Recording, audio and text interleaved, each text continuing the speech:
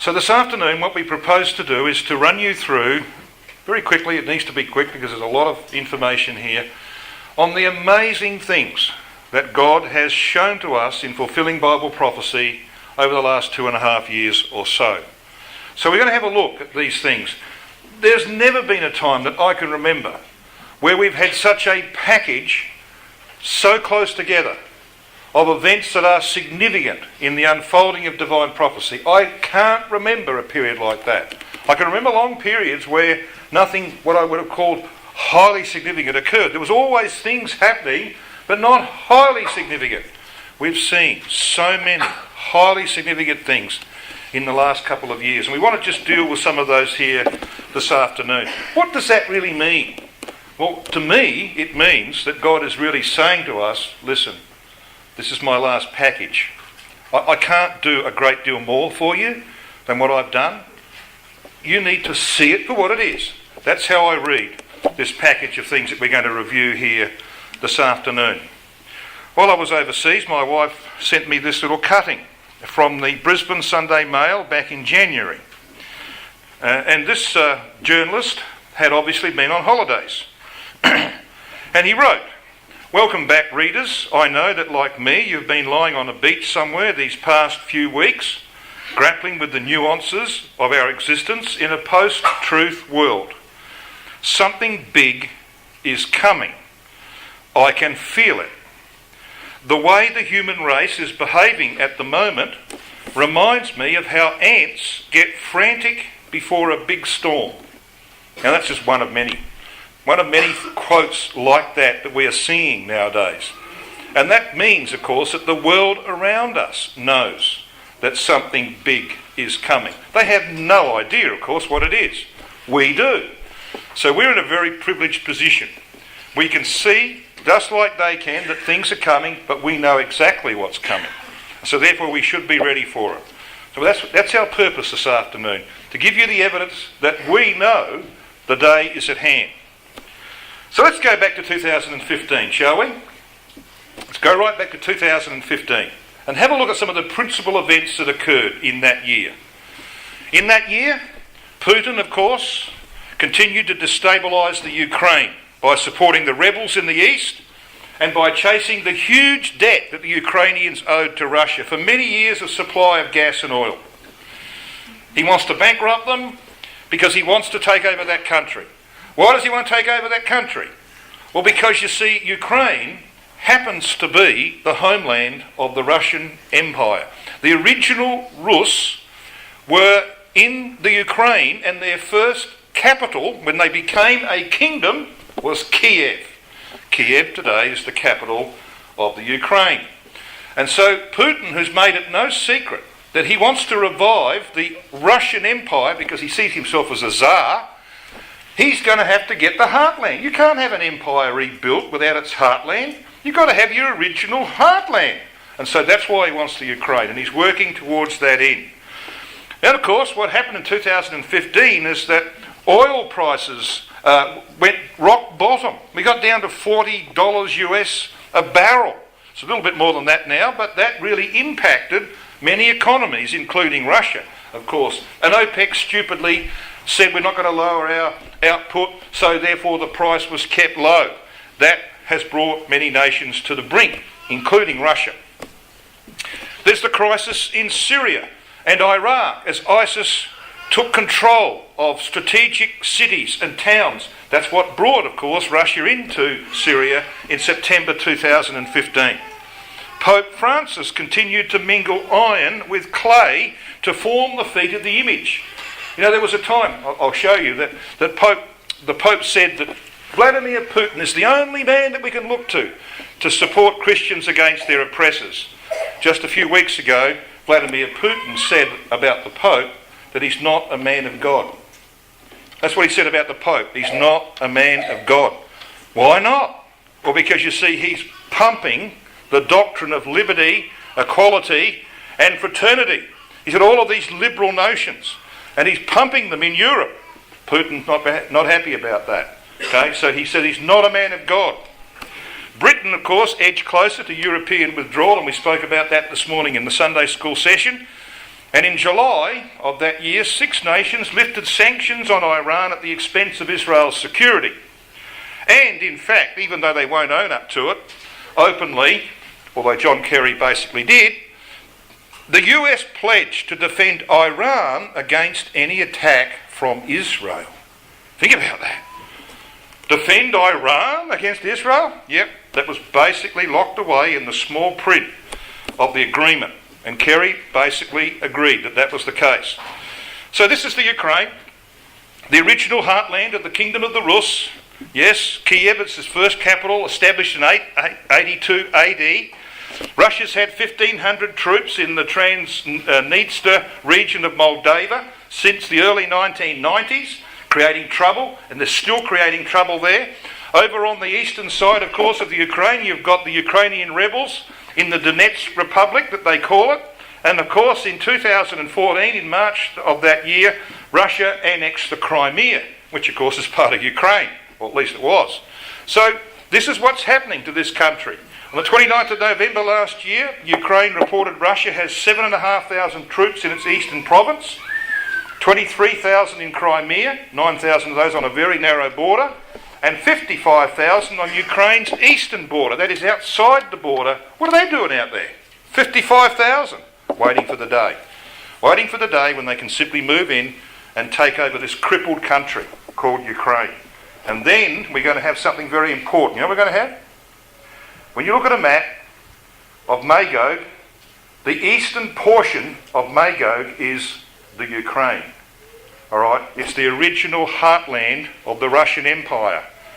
That's what Putin wants. He's rebuilding it.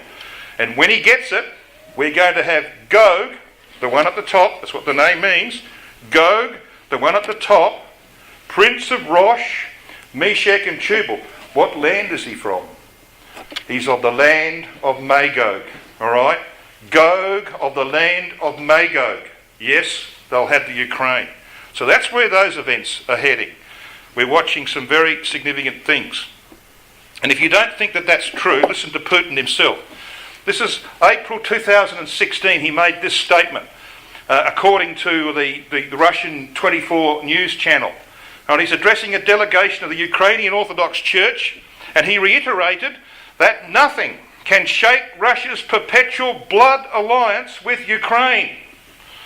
In spite of all malicious efforts exerted by the ruling junta in Kiev, adding, rising neo-fascism in Ukraine is like the infectious gangrene which can spread across the European continent. And we, listen to the spleen in these words, and we, the people of the Russian Federation and descendants of the Soviet Union, we are determined to stop this plague. What would you think if you were in Ukraine? I think I'd be getting the impression that I might have to shift somewhere else, because he's coming. This guy is coming, and he's coming for a reason, to fulfill Bible prophecy. So let's move on then with what happened in 2015, because that's where the troubles in the Ukraine were ultimately going to lead, and it's still unfolding. Well, of course, when those 6 nations lifted their sanctions on Iran, guess what Iran did? They published a book declaring they will destroy Israel within 25 years. Same policies as Ahmadinejad, going to wipe Israel off the map. September of 2015, Netanyahu challenged the UN with a 45-second silence that I mentioned here the other evening during his speech, in which he boasted about Israel's democracy and how they receive the LGBT community, etc. Russia sent planes, of course, and troops to Syria in September 2015, and they bombed all opposition to Assad. By November, the Turks foolishly had shot down a Russian jet plane, and of course, they were then immediately hit by reprisals. Now, Vladimir Putin said at that time, brothers and sisters and young people, he said, Turkey will pay twice for this. He made them pay initially in the economic and political sanctions that he placed on them, but they haven't paid a second time yet. They will pay a second time when you see what he has in mind for them, when he takes over Constantinople, as he calls it, because that's the payment that he's going to demand from them. In December, the Turkish president received a demand from the Kremlin for the Hagia Sophia to be returned to the Russian Orthodox Church. Now, you probably also have seen pictures of the Hagia Sophia. It's the most important building in Istanbul today. It's currently some kind of museum, I believe, but it used to be Muslim. The Muslims took over Constantinople in 1453. They chased out the Eastern Orthodox Church that went to Moscow and became the Russian Orthodox Church. And the Russian Orthodox Church wants to go back to its home. It'll be like the Catholics not having access to the Vatican. You get a bit of a picture, all right? They want their home back. Their most important building is the Hagia Sophia. And so when they shot down the jet, there was this letter that came from the Kremlin saying, we demand the return of the Hagia Sophia. Of course, it's ridiculous. Who's going to give up a building in the middle of their city? But you see, that's the kind of demand that Putin is making. And he made it very plain that he's aiming in that direction. Because shortly afterwards, on Russian TV, in May 2016, this is what was appearing on Russian TV. That's like a picture of a TV screen, see? Now, let's get your bearings straight here. There is the Black Sea. So there's the Black Sea. There's the Bosphorus that leads from the Black Sea to the Sea of Marmara. Sea of Marmara. Then you've got the Hellespont, okay? You've got this narrow strip of Hellespont that comes out into the Aegean Sea. And of course Greece is over here. So you got the picture? Well, look at this. See these orange boundaries here? This is the redrawn map. This is Russian territory, they say. So down here there's a comment. Istanbul, it's a popular theme in Russia's propaganda lately. Istanbul is a Russian city. Excuse me? Well, that's, you see, what they're preaching to their own people. And that's exactly what the scripture says has to happen. Eventually Russia has to have control of Constantinople so that they can become the eastern leg of the image of Nebuchadnezzar. See, that is how close we are, brothers and sisters, to the reality of these things. And if you don't think that Putin is not preparing for this, then you've not seen pictures like this. Okay? This is his brand new war room. It cost them squillions of rubles to build it, whatever squillions are. Okay? Look at it. This is a huge screen over. You'll see another picture. This is a huge screen over here. Look at all these fellas. You'd think that they were statues. They're sitting there. There's nobody smoking. There's nobody chewing gum. They're all staring at the screen. Wonder why? Well, I think I know why. See this gentleman up here in a black suit? That's Vladimir Putin. He's sitting up on the mezzanine floor, looking down over all these people. And what are they watching? Well, let's just go around a bit. So what they're watching is this screen. Now this is a screen, this is a map of the entire Middle East. And they're getting reports from satellite images, from people on the ground, from planes flying, from their diplomats, from all over, and everything's going up on that screen. They know everything that moves in the Middle East. And he's prepared, he's ready for the day when the button can be pressed. Okay? And it'll come. And as we have seen in our considerations, he will sweep across. The Russian forces will sweep across from Syria, right across to Pakistan. They will stamp the residue with the feet of it. They're ready for it. And this makes it plain where they're aiming. This is a report from TASS, the Russian news agency, on the 16th of April 2016.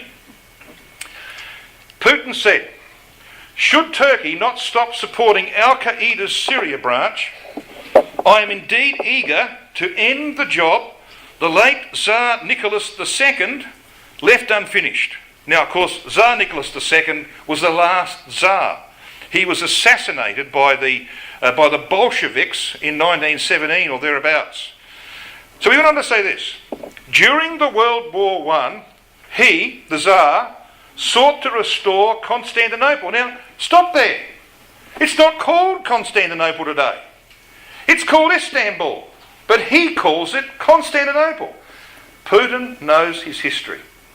He knows that this place was established by a man called Constantine, who was the emperor of the Roman Empire from 312 AD and fully of the empire from 324. And he moved the capital from Rome to Constantinople, which was built on 7 hills The design of the city was like the design of the city of Rome, and it became known in history as the Second Rome.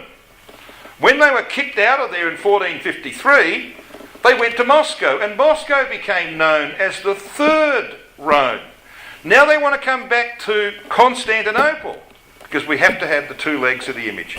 Rome in the west, Constantinople in the east. That's what's happening. He's determined to get it back. So let's read on.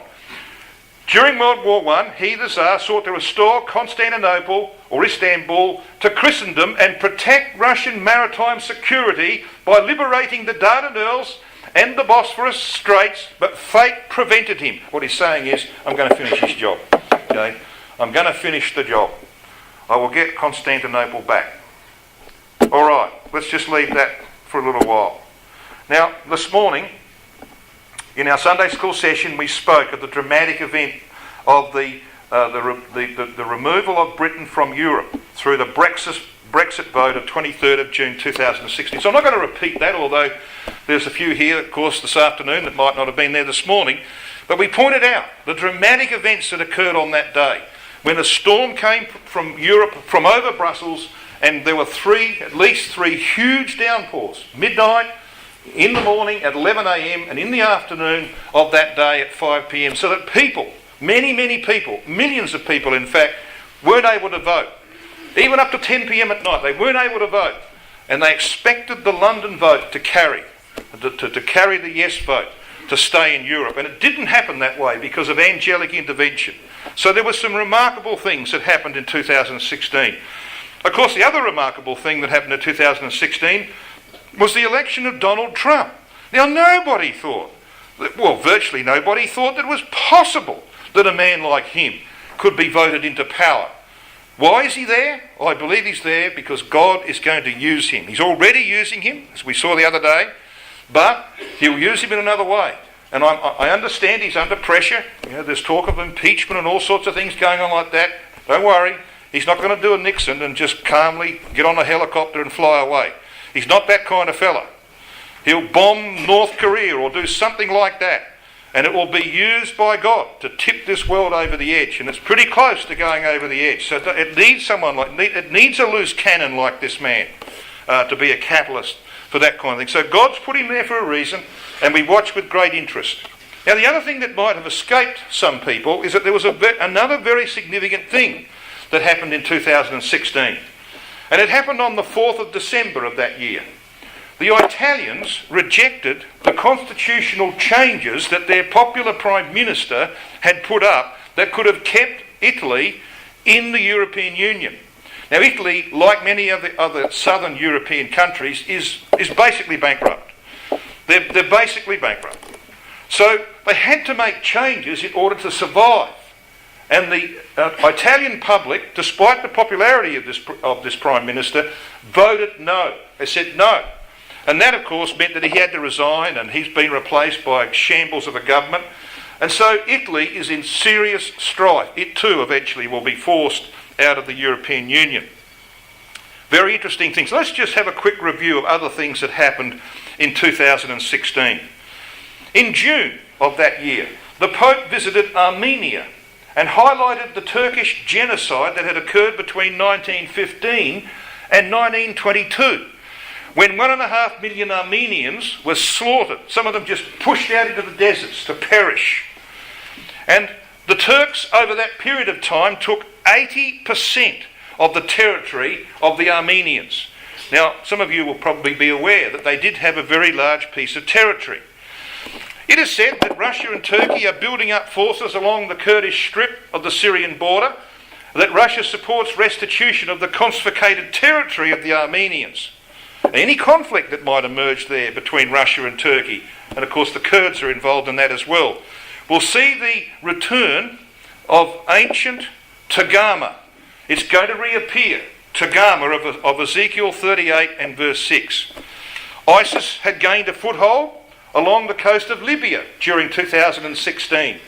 Both Russia and the US have said they will deal with the problem, but trends have shown that the US is not really interested, and only Russia is likely to intervene. Well, guess what?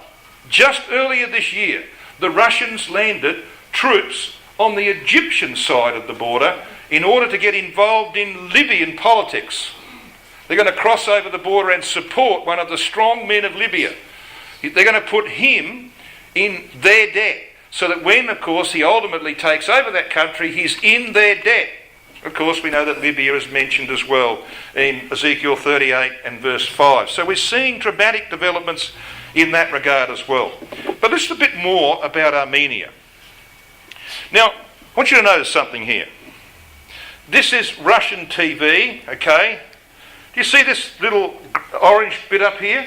That was what you saw previously. Remember the map that had drawn a line around Istanbul? Okay? That's what you saw previously. So here is Turkey. There's the body of Turkey. There's the Black Sea up here. Okay.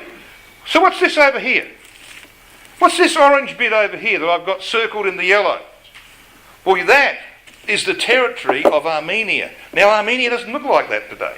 But have a look what they're saying. Russia's state-sponsored Vesti, Persykes-Picot, Constantinople, Istanbul, and the Turkish Strait should be Russian. Interesting? Okay, down here. Russia's state-sponsored Vesti, Western Armenia and Mount Ararat should belong to Russia as well. So you see what's happening here? Russia is taking a vital interest in restoring the nation of Armenia that was brutalised by the Turks in 1915 through 1922. Now, the reason that's important to you and me, brothers and sisters and young people, is this. Here's your Turkey, all right, there's your Black Sea, there's Israel down here. This area here is the Tagama of Ezekiel 38 verse 5. Tagama is the name of the Armenians, who are still called the House of Thorgum or Torkamatsi, say Keel and Dalish. So Russia's involvement over here to restore this territory to the Armenians means that when that comes to pass, and it's already begun, when it comes to pass, we're going to have the Tagama of the North Quarters of Ezekiel 38 and verse 6. It's called a house, of course, the house of Tagama, because they were scattered all over the place. They went all over the place, and Armenia ended up being a very small country. That's Armenia today, that red part there. But this is their old territory. It's eastern Turkey. They also had a section down here in Cilicia. Russia is aiming to return that to the Armenians, and we'll have our Tagama of the North Quarters. Amazing things are going on right now. And this man got involved in that. This is the Pope. So in June 2016, he visited this little country called Armenia now. And he mentioned the word genocide. Pontiff ad lib's controversial word during speech to devotees, risking repeat of diplomatic rift between Turkey and the Vatican. He's not concerned about that. Why is he not concerned about it? Well, read this down here in the yellow. The Vatican has long cheered the Armenian cause, holding up the poor country of 3 million mostly, who? Orthodox Christians, as a bastion of faith and martyrdom in a largely Muslim region. So he went there to support the Orthodox Christians. Now, why would he do that? Why would he do that when the Orthodox Eastern religion had been out of step with the Western Church? The Roman Catholics haven't been able to get on with the Greek Orthodox in the East for over a millennium. Why is he doing this? Well, we know why he does this, because you see, the great schism between these two arms of orthodoxy was healed in 2016. So here is your article that I'm going to read. But see this little box in the middle? How can Putin get away with his actions in the Middle East? Well, this is part of the reason. On February the 12th, Pope Francis was going to meet the Russian Patriarch Kirill, head of the Russian Orthodox Church, which used to be, of course, from Constantinople. The high-profile meeting will start a rapprochement between the Catholic and the Orthodox churches after 1,054 years of schism. They've been out of step for over a millennium, but now they're singing from the same hymn sheet. Now the two legs, the one in the west and the one in the east, as it were, are beginning to walk together in harmony under the same way of thinking. That has happened. It's taken Over 1,000 years. And it's happened right now in our time. What does that tell you? Okay? Got to tell you something, doesn't it? So let's move on. Principal events of 2016. The Pope declares that Vladimir Putin is the only world leader that can protect Middle East Christians from their persecutors. Yeah? Russia cemented ties with the Sudan. Important because you see, the Ethiopia of Ezekiel 38 verse 5 is not the Ethiopia on the Horn of Africa. Only part of it. The Ethiopia, or the Kush, of Ezekiel 38 verse 5 is in fact the Sudan. And so Russia has now strong relationships with them. Russia and Israel grow closer together, as we've seen in our studies, as Israel looks for support in the wake of the US policies. Well, that's changed a bit, of course, since the election of Donald Trump, but it's too late. It's too late for America. Israel now is being locked in to a relationship with Russia, as we saw the other night. Saudi Arabia led 20 Middle East nations in a war exercise in northeastern Saudi Arabia involving 350,000 troops and countless modern weapons. What are they doing that for? Well, because they're preparing for something, aren't they? They were concerned that Syria might fall, that it might, that their support of the rebels might be thwarted. Well, of course, it is looking that way. So they're preparing to get involved in Syria. That may be a catalyst to cause Russia to come against them and then sweep right across to Pakistan. We don't know what the angels will do there, but we do know the end. We do know what has to happen, and it's already beginning to happen. So the Pope looks to Putin to protect Christians. According to Pope Francis, Putin is the only one with whom the Catholic Church can unite to defend Christians in the East. It's important to join efforts, he says, with Russia to save Christianity in all regions of the world where it's oppressed. Interesting, isn't it? Because we know, of course, that the Gogian Confederacy, which is shown in the image of Nebuchadnezzar, has a Babylonian head. It's got a Roman, Babylon the Great way of thinking. It's very interesting to see what's happening there. But of course, when Putin recently said that the Pope's not a man of God, you know what the Pope did? First thing he did? He sent off his closest friend in the Vatican to Moscow to set up a meeting. Him, the Pope, going to Moscow to personally meet Vladimir Putin to put the house back in order. So Putin is a very smart man. He's able to put pressure on. He presses this button and people react this way, and he presses another button and they react that way, and by peace, he's destroying many. So let's move into 2017. What are the significant things that have happened in this year, brothers and sisters and young people? Well, on the 29th of March of this year, something very important happened. Britain's Prime Minister, Theresa May, initiated European Union Article 50, the process to formally get Brexit underway. Now, under the rules of the European Union, if you initiate Article 50, you have precisely 2 years. 2 years to get out. And of course, they've got to negotiate their way out. The problem is this. Britain, like all the other European countries who are part of the EU, is governed, it is run under European rules. Legislation passed through the European Parliament. Do you know how many pieces of legislation there are? 34,000. 34,000 pieces of legislation that govern the way your country runs. They have got Buckley's chance, haven't they? They've got Buckley's chance of sorting out 34,000 pieces of legislation. Do you know what they're going to do? They're just going to pick it all up, holus bolus, and bring it into British law, make it British law, and then sift through it. It'll take them centuries to get through that.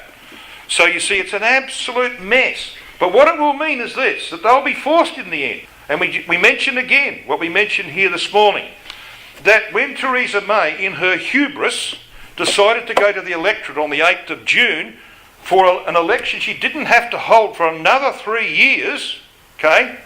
3 years she could have ruled, but she thought she's going to easily win, increase her majority, give her a free hand and power to negotiate the departure of Britain from the European Union. God had other ideas. The electorate was sick of elections. So she lost her majority. She had a 17-seat majority. She ended up losing her majority. And she's only remained in power by going into an alliance with the Northern Ireland Party, which has about 10 or so members, a Northern Ireland Party that was formed by Ian Paisley, as we mentioned this morning. Ian Paisley, the Catholic hater, the Pope hater, the man who stood up in the European Parliament in the 1980s and said, when Pope John Paul was addressing the Parliament, he stood up and said, "You are the Antichrist." Okay? That's the party that Theresa May now depends on. And they hate Catholicism.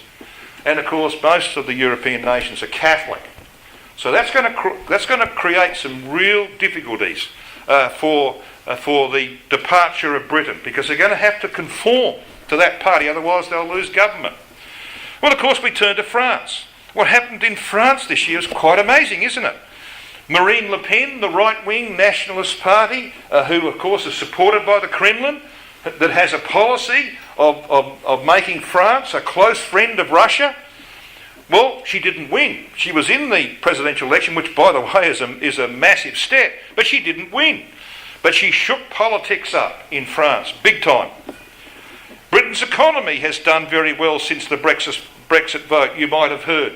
Money is pouring in to Britain as businesses bet on the future. People who've got a lot of money, like these organisations, the financial organisations who control a lot of superannuation money, they are putting their money into Britain because they're looking at Europe and saying, don't know about that, because that's falling apart. So they're looking at Britain and saying, well, that looks like a better proposition. So that's where the money is going. You know, they bought up a huge airport that was not running. It was defunct. They bought a huge airport up recently, some of these businesses, and they're now going to make it into a huge industrial estate. So Britain is actually starting to boom. It's ticking over very well, just as we'd expect, eh? Yep, get rid of the Europeans and everything's going to change. On the 8th of June, as I said, she went to this early election and it backfired and she lost her majority. Macron, of course, the new president of France, he didn't even have a party 18 months ago. So he stood for the presidency, amazingly, won comfortably. He did not have one single representative in the French Parliament of 580 seats. When the election was held, he's now got 470. I mean, that's ridiculous. Not one, and he ends up with 470. It's incredible when you see the things that are happening. People who lived 20 or 30 years ago and watched politics would say, this has never happened before. This sort of stuff doesn't happen. So why is it happening? Well, we know why it's happening. Because the angels are actively at work. So, just a quick summary of these three significant dates that have occurred in relation to Brexit. 23rd of June, angels involved. Britain leaves because of divine intervention. 29th of March, sign the dotted line. You've got exactly 2 years to get out. 8th of June, an election where this lady almost gets booted out of office. And now they're wholly dependent on this anti-Catholic Northern Ireland Democratic Unionist Party formed by Ian Paisley and some Scottish Conservatives to survive. Amazing things happened in 2016 and the first half of this year. So what about this Ian Paisley? Well, you go to the website of Paisley's public relations arm. The European Institute of Protestant Studies describes the Institute's purpose as to expound the Bible, expose the papacy, and to promote, defend and maintain Bible Protestantism in Europe and further afield. Now, up to that point, I would have said maybe that could even be a Christadelphian idea, couldn't it? To expound the Bible and to expose the papacy. Well, of course, they don't have the truth. When Britain's Princess Margaret and Queen Mother met Pope John the 23rd in 1958, Paisley had condemned them for committing spiritual fornication and adultery with the Antichrist. So he's no fading flower, is he, this fellow? He's dead, of course, now. But this is the party that Prime Minister May now finds herself in bed with. She's got no choice. And as I said, in 1988, Paisley interrupted a speech by John Paul II in the European Parliament, and he shouted, "I denounce you as the Antichrist." So that's the position in Britain right now. Another brief word about what's happened in France, the metamorphosis of French politics. This woman over here, Marine Le Pen of the National Front Party, she might have lost the election, but she won the war of ideology. A little bit like Hitler.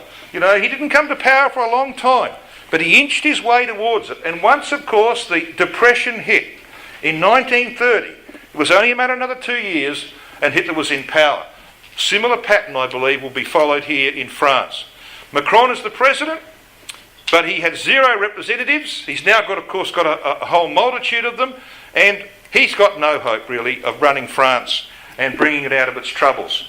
He was forced to adopt some of Le Pen's hardline policies, and, of course, he's going to have trouble wrenching that nation out of impending bankruptcy. And, of course, when the Great Depression comes, it'll all be over for Macron. Now, let's move on and see what this is moving towards. Let's see what the Bible has to say about the crumbling of the European Union, because it is in fact unravelling. Now, I got this from the Globe and Daily Mail, or Mail, in Toronto, Canada, in Ontario, and this, of course, is a picture of, it's like a knitting of Europe, and you'll see here that it's unravelling, hanging by a thread, they say. So financial stress, internecine strife, bankrupt member states, Muslim radicals in Europe, refugees from the Middle East, all of these things have made it very difficult for the European nations to survive. And when you look at the countries of the European Union that you would think are strong, what would you say would be the most prosperous and strong nation amongst the European Union? Most of you would say Germany. True? Well, you're not right. Okay, you're not right. Because Germany is in serious trouble financially. And they're also in serious trouble. They've got a million or more people from Syria who are creating internal strife because of the reaction against them. So the European Union is unravelling. Now, why is that important? Well, this is what we read in Bible prophecy.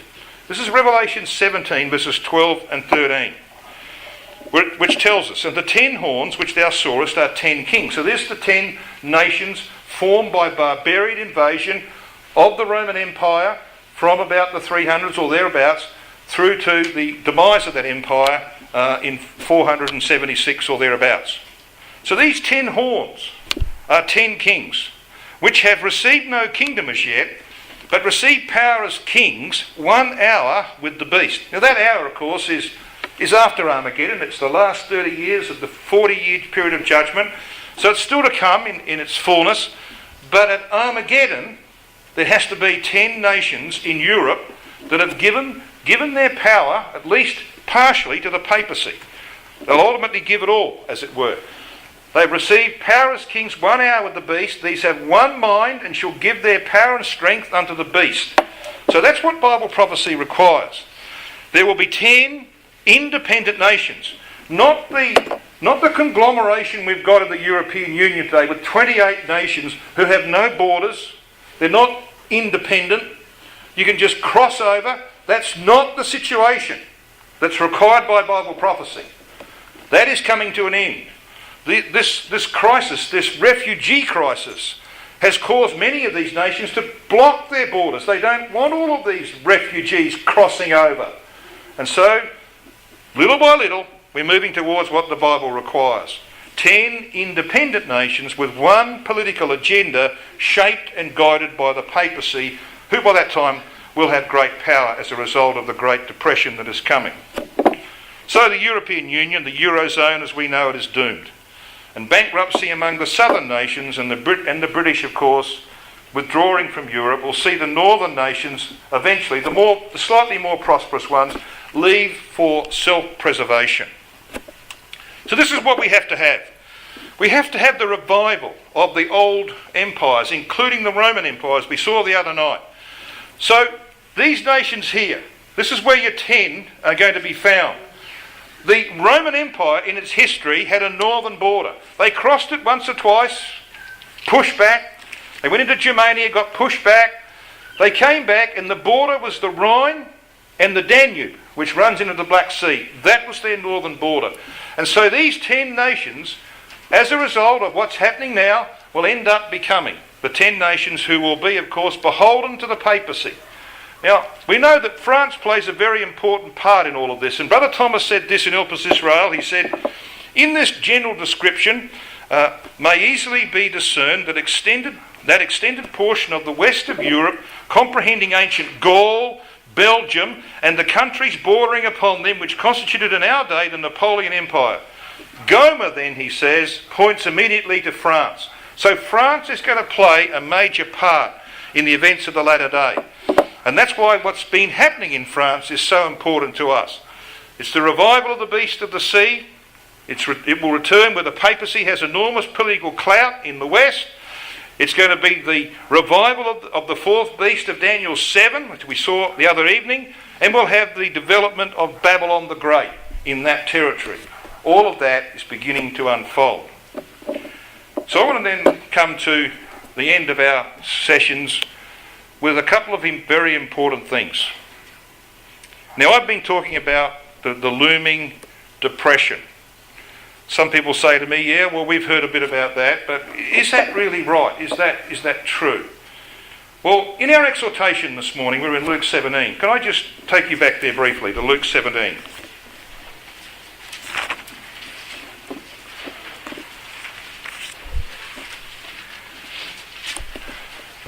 The history of the past is used as a pattern for the future.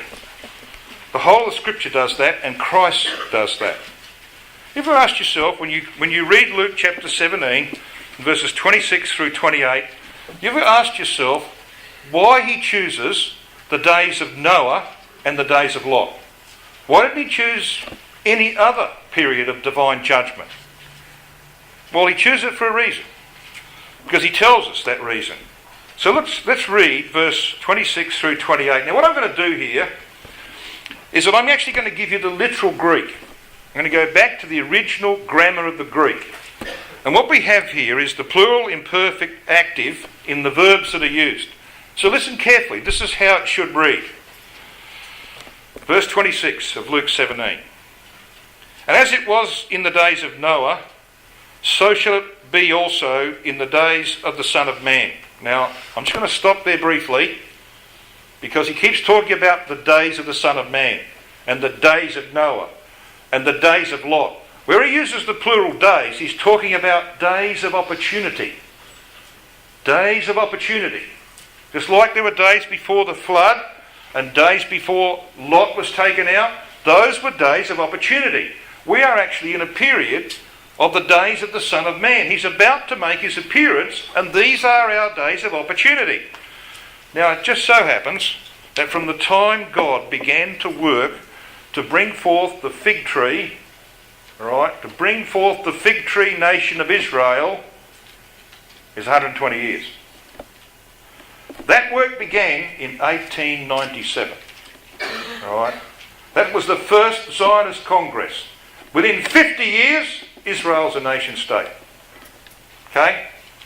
God began to work to give the sign of the fig tree. An unmistakable sign. It's exactly 120 years ago. That's how long he gave Noah's generation. Okay, so there's a little sign there. But we read this in verse 27. Now this is how it should read. They were eating. Because the imperfect tense in the Greek means that you actually start an action but you don't get to finish it. Right? The perfect tense is the past tense. Action finished. Imperfect tense is you've started it, it's ongoing, but you don't get to finish. They were eating. They were drinking. Now he's not talking about sitting down at the meal table at home, is he? He's talking about restaurant type eating. Or pub type drinking. That's what he's talking about. They were eating and they were drinking. And what else were they doing? Well, they were marrying wives and being given in marriage, jumping into one marriage and out of that one into another one, so on. Until the day that Noah entered into the ark and the flood came and destroyed them all. Look at verse 28. Likewise also as it was in the days of Lot. So they're days of opportunity. They were eating, they were drinking, they were buying, they were selling, they were planting, they were building, until Sodom and Gomorrah were destroyed. That day was like any other day. People got up in the morning, they got dressed, they went down to the local coffee shop, They ordered their latte. They sat down as the sun came up and were sipping on their latte. And kaboom! It collapsed. That's exactly how it's going to happen. But thankfully, like Lot and his family, we will have been taken. If Lot had been willing, he would have been taken in the evening. It was because he was running around in ever-decreasing circles that the delay was until the morning. And then he had to be physically taken, remember? By hand. The angels had to grab him by hand and say, "We're getting out of here. Hurry." And he said, "Can I go to this town? Please, hurry." Well, it won't happen like that with you and me. When the knock comes on the door, brothers and sisters, we'll be ready. We'll be ready. We'll be happy to go. I'll have my little bag packed with my toothbrush and whatever might be needed. The angels will tell you. I'll be ready. I know many of you will be too. I want to get out of here. That's how it's going to happen. And that's why they won't care where you are that day. Because the whole system will collapse. It will go over the edge. They'll all be lining up at the banks trying to get money out, and there won't be any money to get. They'll be turning up to their jobs and the boss will say, "No job here, mate." School teachers calling out of the schools, kids not going to school, they're not going to worry where your Christadelphian workers are or your Christadelphian scholars are. Right? They're not going to worry about the fact that the Lismore Hall will be empty on a Monday and a Wednesday and a Sunday. They're not going to be concerned about that. They'll be too concerned about sheer survival in the chaos that's going to hit. Got it? There's a pattern set. The pattern was set, and we're about to see it. We must go before the massive depression. Now, God's given us some signs. Now, we've had our tremors, like Thessalonians says, before a birth there's the tremors, the birth pangs. We've had them. Yep. You go back to the 1997 Asian financial crisis and the 2000 technology crisis, and you come to 2008 and you've got your global financial crisis, and so it's gone on. Here we are, 2017, and the world knows that the great crash is overdue. It's overdue. God is holding it because it's his timing, not theirs. And it's going to come. And we will be taken away before the collapse fully comes. This is the sort of report, and I can give you dozens of these, if not scores of them. Report, this one is in, January this year. 80% stock market crash to strike in 2017, economist warns. Jim Rogers, who founded the Quantum Fund with George Soros. Now, you've probably heard of George Soros. He's that guy who's a squillionaire in the stock market and all sorts of things. You've heard of him, probably. I haven't heard too much about Jim Rogers, but they're men who know. They know what's going on in the financial world. That's why they made their money. Okay? When he went apocalyptic. I love this sort of language. He went apocalyptic when he said a 68 trillion biblical, notice it, a biblical collapse is poised to wipe out millions of Americans. Now there's another fellow called Mark Faber. He's called Dr. Doom in the press. Okay? He recently told a news organisation that investors are on the Titanic and stocks are about to endure a gut-wrenching drop that would rival the greatest crashes in stock market history. Well, of course, one of the greatest was in 1929, in October, by the way, which is the resurrection era of the Bible. They always happen in October. All the crashes happen in October. And it just so happens that the 29th of September this year is the Day of Atonement, which if there is a date for resurrection, it will be the Day of Atonement. I think there is. And you see, the dead will be raised. And at some point after that, we will be removed to judgment to join them. That's coming. And it happens like this. Right? There's a common denominator in the days of Noah and the days of Lot. Both were eras of divine judgment. Both were eras of general prosperity. Both provide the pattern for Christ's return to the earth like no other. So there's Noah's generation given 120 years. It's a significant fact, isn't it? That when you read through Luke 17, you do not read about immorality or violence. Would they not occur? Well, they have. Are we not in the days of Sodom and Gomorrah? Do not we have the violence of Noah's day? Yes, but Christ doesn't mention it. Can you see what he's saying, brethren and sisters and young people, is this? He doesn't think that our brotherhood's going to be troubled by terrible corruption, moral corruption. I mean, it's touched by it, but he doesn't think that's going to kill us all off. He doesn't think we're going to have violence in our community. But he's worried about the prosperity. He's very worried about that. So that's why he only mentions the prosperity part. Remember Lot's wife. Yes, so he comes to raise the dead. And there's a time of trouble such as never was. Now, I'm not sure about the timing here. I don't think I'll do this. But in Daniel chapter 12, verses 1 and 2, check it out for yourself. There's a repeated phrase in Daniel 12, verses 1 and 2. It's the phrase, and at that time. So listen, this is what it says. Daniel 12, verse 1. And at that time shall Michael stand up, that great prince which stands for the children of thy people. And there shall be a time of trouble such as never was, since there was a nation on earth. Okay, got it? And at that time, so there's your repeated phrase. And at that time, many that sleep in the dust of the earth shall awake, some to everlasting life, and some to shame and everlasting contempt. Yeah, it's telling you something.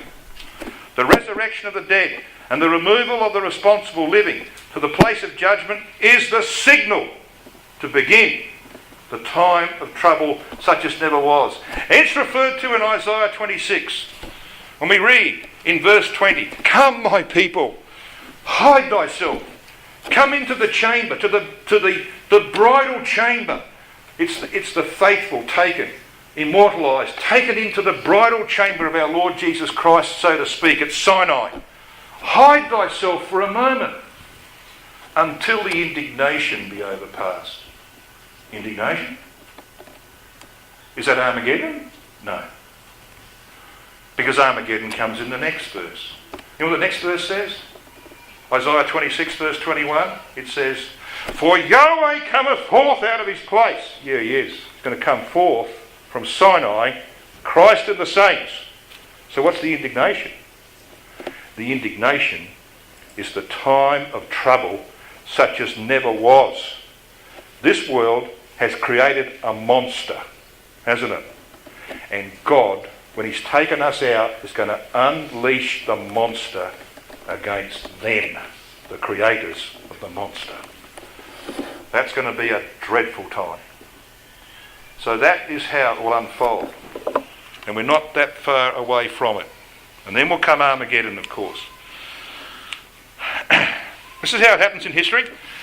29th of October, 1929. Stock market crash. By 1930, worldwide depression. Took them 10 years to dig themselves out of it, and then only by a war, because in a war you can close people's mouths by killing them off. 50 million people died, so you don't have to feed them, okay? And you put the others back to work, building tanks and planes, and you bomb the living daylights out of people, so you feed less of them. Got it? That's how you get out of a depression. Don't suggest you do that in your family if you're in financial trouble. But you got a bit of a feel. That's how it works. That's the crassness of human behaviour. Well, it's going to happen again very shortly. Huge financial crisis looms. A time of trouble such as never was. Because we'll be gone. We'll be gone to judgment. And 10 years later, there'll be a war. But this one's the important one. This is Armageddon. Okay? That's how that's going to unfold. Now, I'm going to finish our considerations together by taking you to Daniel chapter 12. I've just been quoting it. Well, let's come and have a look at the last portion of Daniel chapter 12.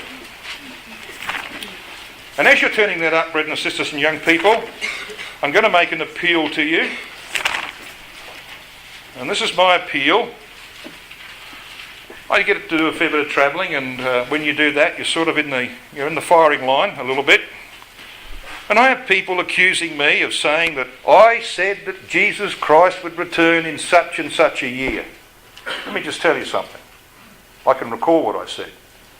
I have never ever said that Jesus Christ must return in year whatever it may be. I've never said it. I've been saying, like Brethren have been saying for 180, 170 years, that Christ is coming. Okay? Well, Christ was coming in Paul's day. Remember that? Fact is, we know where we are in the scheme of things now. We know he's coming. And we know it's close. But no one knows the day or the hour. And no one should be foolish enough to say that he will come in this year. So I'm not going to do it. Okay? So when you hear what I've got to say, please be mature. Please be sensible in interpreting it. And if anybody goes away from here and I hear down the line somewhere that someone has said that Jim Cowie said that Christ will come in 2017, just be assured that at Sinai, at the judgment seat, I'll be coming to have a chat to you. I think you got the message, eh? Yeah, okay. I've got to say this because this happens. It's ridiculous. It really is ridiculous. But it does happen. So please, what I say, take in its context, and I'm going to let you be the judge. I'll let you be the judge. You make the decision as to what you think this might be saying. So let's come and have a look at what we've got here in Daniel 12. Now, I probably first need to just slip you back to Daniel chapter 8. You see, what we have on the screen here, we've got the desolations of Jerusalem. There have been 3 abominations of desolation in the holy city, at least 3 in its history. The first, of course, was the Greek desecration during the time of the Maccabees, when Antiochus Epiphanes and some of his mates defiled the sanctuary. But you see, Greek defilement had begun in 333 BC. So come back to Daniel chapter 8 and verse 14. We know what this chapter is about. It's about, Alexander the Great rising up and overthrowing the Medo-Persian Empire, and then, of course, his empire splits up into 4 parts and so on. But you see, when Alexander was undertaking his campaigns along the coast of what we would call Israel today, in Lebanon, he had the battle of Isis, which he won, the second major battle in 333 BC, and then, of course, he had to deal with Tyre, and then while he's in these campaigns, he made a trip down to Jerusalem. And the Jews knew he was coming, and out come the priests. And of course, he sees them and he gets off his horse and he walks into Jerusalem. But that is when the treading down of the Holy Land began. 333 BC. Now let's just read Daniel 8 and verse 14. Well, maybe just slip back to the end of verse... let's just read all of verse 13. Then I heard one saint speaking unto another saint, and said unto that certain saint which spake, How long shall it be the vision concerning the daily sacrifice and the transgression of desolation, to give both the sanctuary, which of course is obviously the temple site, and the host to be trodden under foot, host of course being Israel? And he said unto me, Unto 2,300 days, then shall the sanctuary be cleansed. Now, sanctuary cleansed? Yes, where the temple site is. Now, by cleansing, of course, it doesn't mean cleansed of all impurities, because they're still there today. What it means is it goes back into Jewish hands. It's no longer being trodden down by Gentile powers. Well, that treading down began 333 BC by the Greeks. And if you add 2,300 years, because it's a day for a year principle, you add 2,300 years to 333 BC, you come to 1967. Now that's where we began.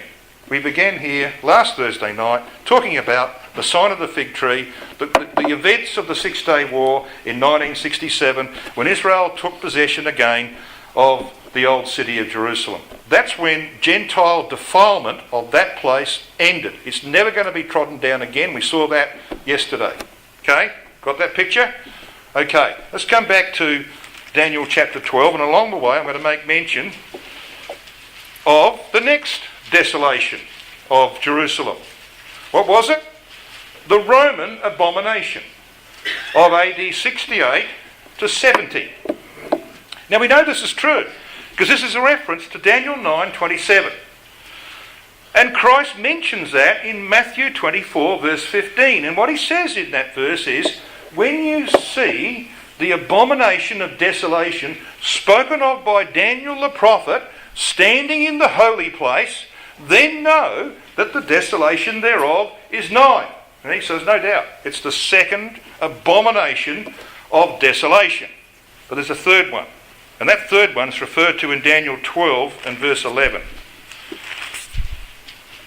where we read, "And from the time that the daily sacrifice shall be taken away, and the abomination that maketh desolate set up, there shall be 1,290 days." So there's an abomination of desolation to be set up. So what is that abomination of desolation? Well, it's the Muslim. It's the Muslim desolation. It's in the form of the Dome of the Rock, which has been in the news lately, hasn't it? The Dome of the Rock. They say, of course, that the rock itself is the rock where the ark actually sat. They say that there is a rectangular depression in that rock that is exactly the same size as the Ark of the Covenant. It may be true. The Jews think it's true. It's one of the most holy places to them. So when you go down underneath the Western Wall, you go to Jerusalem, you take the tour under the Western Wall, guess what you find? In all of this little narrow alleyways, 15 metres underground, 20 metres underground, guess what you find? You find Jews sitting in the alcoves praying like this. It's as close as they can get. Close as they can get to the Temple Mount. All right? That's what they think of it. So here we've got this desolation. So when was this Dome of the Rock built then? Well, you can go to several places. You can go to the Dome of the Rock itself. There's a plaque on the wall. You can go to the Encyclopedia Britannica, and it will tell you, that it was begun in 691 AD and completed in 692 AD, some 55 years after the Muslim armies had captured Jerusalem. So it started in 691, completed in 692. Got that? Right. So what does Daniel 12 verse 12 say? "Blessed is he that waiteth, and that cometh to the 1,305 and 35 days." So read years on the day for a year principle. 1,335. So if we start with the date of the completion of this building, because that's of course when it goes into operation, that's when the abomination of desolation begins, that's 692, and we add 1,335, and we come to 2027. So what do you reckon that means? Well, if I'm reading this correctly, what that means is that abomination has to be removed in 2027. "Blessed is he that waiteth and cometh to the removal of it." Okay? I want to see the removal. Do you? I want to see it. Yeah. Now that's interesting, isn't it? Because, and listen carefully, there's an if here, if we happen to be right, if Brother Sully is right, if Brother Thomas is right, if many Bible students that have followed them are right, there will be a 10-year period between the resurrection of the dead and Armageddon. Okay? Now we might be wrong. We could be wrong. I don't think we're wrong. But I'll let you be the judge. If there is a 10-year period between the resurrection of the dead and Armageddon, which will remove the Dome of the Rock and cleanse the holy site where the temple is to be built, then 2017 is looking very interesting. Did you notice what I said? I did not say that Christ will come in 2017. You be the judge. What do you think? I will let you be the judge. All I can say is I'm pretty excited. I'm pretty excited because that's just one of many, many things that are screaming at us that Christ is about to come. Let's just make sure we're ready, because that day can't be far away. Let's make sure that we keep our eyes open and that we're ready for the knock on the door. I know what you're going to say. All of you will say, as a result of our considerations, you've got to say it, don't you? How marvellous it is to see the hand of God at work. What can we say? Even so, come, Lord Jesus.